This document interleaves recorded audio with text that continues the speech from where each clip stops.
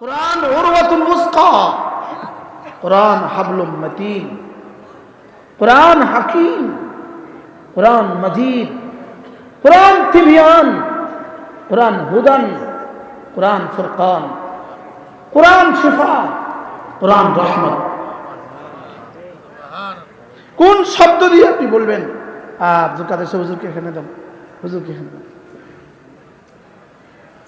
আরে সামনে আসো, মুরব্বীর সামনে চলে হুজুরকে আমার সাথে দাও। কোরআন শিফা,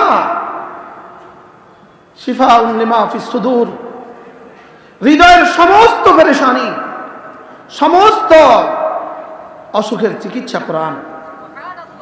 বলেন কোরআন চিকিৎসা, বলেন কোরআন কি? কোরআন চিকিৎসা, কোরআন শিফা, কোরআন রহমত, কোরআন হুদা। সুবহানাল্লাহ। কোরআন কি? কালামুল্লাহিল মজিদ, কোরআন কি? কালামুল্লাহিল হাকিম। কোরআন কি? রব্বুল উরওয়াতুল বুসকা লা ইনফিসাম লাহা, রব্বুল হাবলুম মতিন, রব্বুল ইয়াসিন ওয়াল কুরআনিল হাকিম। এজন্য মেরে ভাইও, কোরআনে কারীমের সাথে হযরতে ইমাম মালিক রাহিমাহুল্লাহকে জিজ্ঞেস করা হয়েছে, হযরত আল্লাহ তাআলার কাছে আমার দাম কতটুকু, আল্লাহ তাআলার কাছে আমার দাম কতটুকু আমি বুঝবো কি দিয়ে? হযরত ইমাম মালিক আলাইহিস সালাম বলেন, তোমার সিনায় কোরআনে কারীমের দাম যতটুকু, তোমার সিনায় কোরআনের দাম যতটুকু, আল্লাহ তাআলার কাছে তোমার দাম ততটুকু। এক হরফ, এক হরফ, মান ক্রা আল কোরআন, এক হরফ লিকুল্লি হরফিন হাসানা, এক হরফের দাম, এক হরফ সমান সমান হাসানা, ওয়াকুল্লু হাসানাতিন আশারাতু আমসালিহা, এক হাসানা মানে 10। এবার প্রশ্ন, এক হাসানা মানে কদ্দুর? এক হাসানা মানে কদ্দুর? এক হাসানার সর্বনিম্ন মিকদার, এক হাসানার সবচেয়ে ছোট নোটটা, এক হাসানার এক জাররা, এক হাসানার এক জাররা 7 আসমান 7 জমিনের চেয়েও ভালো। কে আপনাকে বুঝাবে? বলনেওয়ালাই তো বুঝে নাই, কে বুঝাবে? এক হাসানার এক জাররা, বলেন আবার বলেন, মিসকালু খারদালিন মিন ঈমান, এক হাসানার কোটি ভাগের এক ভাগ। সুবহানাল্লাহ। এটা খায়রুম মিনাদ দুনিয়া ওয়া মা ফিহা, দুনিয়ার মধ্যে যা আছে তার চেয়ে ভালো। আপনাকে কে কোন ভাষা দিয়ে বুঝাবে? বলনেওয়ালারই তো বুঝ নেই। এজন্য বলেন এটা কোরআন, বলেন এটা কি? কোরআন। এই কোরআনে কারীমের সাথে আপনাদের সম্পর্ক। কোরআন হাবলুম মাতিন, মজবুত রশি। রশির কিন্তু 2 মাথা। ইমাম জালালউদ্দিন সুয়ুতি রাহিমাহুল্লাহ তার বিখ্যাত কিতাব আল ইতকান ফি উলুমিল কোরআনের মধ্যে লিখেছে, কোরআন হাবলুম মাতিন কেন? তিনি বলেন যে কোরআন রশির কিন্তু 2 মাথা। রশির কয় মাথা? 2 মাথা। বলে কোরআন রশি, রশির কিন্তু 2 মাথা। এক মাথা রব নিজের হাতে রেখে দিয়েছেন। এক মাথা রব কি? আরেক মাথাকে আমাকে ধরতে বলেছেন। এবার ওই মাথা থেকে তো ছুটে আসার কোনো সম্ভাবনা নাই। ওই মাথা থেকে ছুটে আসার কোনো সম্ভাবনা কি? কিন্তু এই মাথা ছুটে আসার সম্ভাবনা আছে। আমরা ছোটবেলা রশি পাকাতাম আব্বার সাথে, আব্বা ওইদিকে ধরতেন, আমরা এদিকে ধরতাম। পাটের রশি, গরুর রশি আব্বা নিজে বানাইতো পাট দিয়া। তো কি বলতো? মজবুত করে ধরিস, ছুটে না যেন।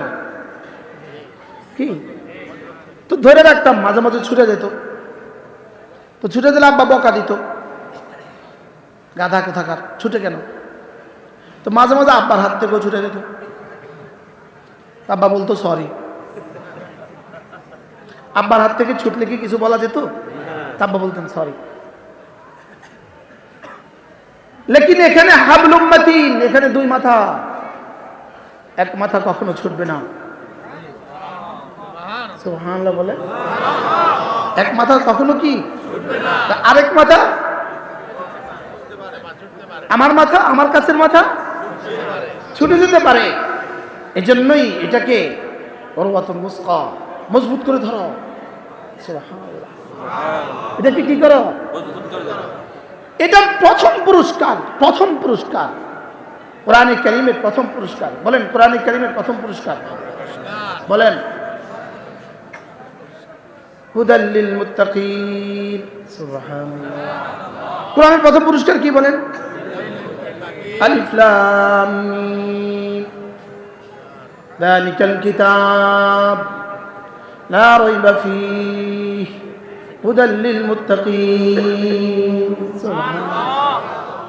আমাদের যাত্রাবাড়ি শেখ মাহমুদুল হাসান দামাত বারাকাতুহুম তিনি একবার বলেন, তিনি যখন এই বয়ানটা করছিলেন, আল্লামা আহমদ শফি রাহমাহুল্লাহ, হযরত মৌলানা জুনায়েদ বাবু নগরী রাহমাহুল্লাহ, আমাদের নোয়াখালী শিল্পী শাহ হুজুর রাহমাহুল্লাহ, এরকম বাংলাদেশের বাসা বাসা বড়রা ওই মজলিসে ছিলেন।